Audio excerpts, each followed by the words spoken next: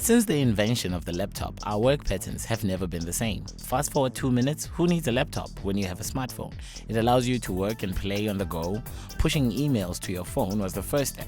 Then came social media, and we never switched off again. Something keeps us glued down onto our 3-inch screens. We never want to miss out. They have a real fear that they will be missing out on some of these experiences, and I think that certainly FOMO has been fueled by the fact that we've got access to technology. This compulsion to look down has been labeled many things, from plain rude to the looking down syndrome.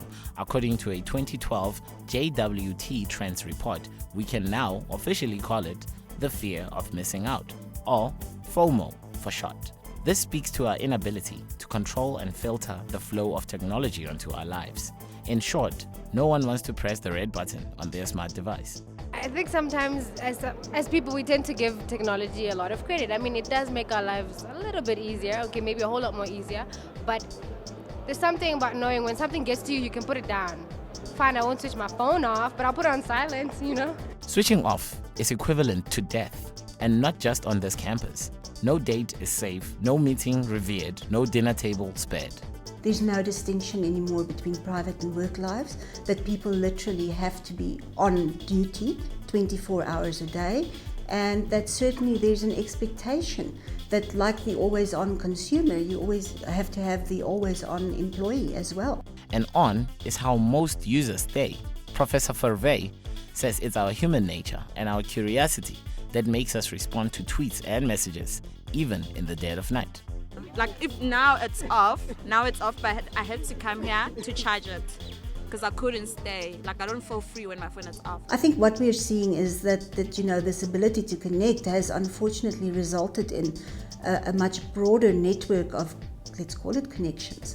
But unfortunately, people have lost the ability to relate to real people. So if we are grappling to balance technology and how it filters into the home, just how bad are technology practitioners? My name is Toby and I'm not afraid of missing out. Wait, hold the presses. The editor of Stuff magazine and all things tech doesn't suffer and is not a FOMO bee? How does he keep ahead of trends? Wait, is he even on Twitter? I seldomly read Twitter and I haven't for months. It's going on about 6 months now that I've completely lost interest in Twitter and a couple other things. I still tweet, I still read stories that I find interesting and I send them there. I read the same websites and the same news sources I always used to do. I just do them at specific times of the day. Toby was recently reviewing the book by Leslie A. Perlow titled Sleeping with Your Smartphone and has written about it as well.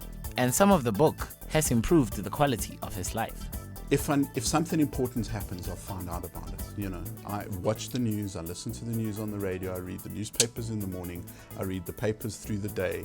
You're going to find out what's important. This mania that people have to be constantly checking to see that there's something there. Checking Facebook, checking Twitter, checking Google+. Have I missed something? Is something there? It just doesn't happen anymore. When you're with people, be with people. Toby knows that technology is as much a friend as it is a foe. How we relate to it define how we use it, and Professor Verwey agrees. Well, I think we need to acknowledge that technology is almost like the stranger in the home, and by allowing the stranger into the relationship, it will affect the relationship. So, before you tuck yourself in tonight, ask yourself, should my I what and my BlackBerry whatever be sleeping with me tonight?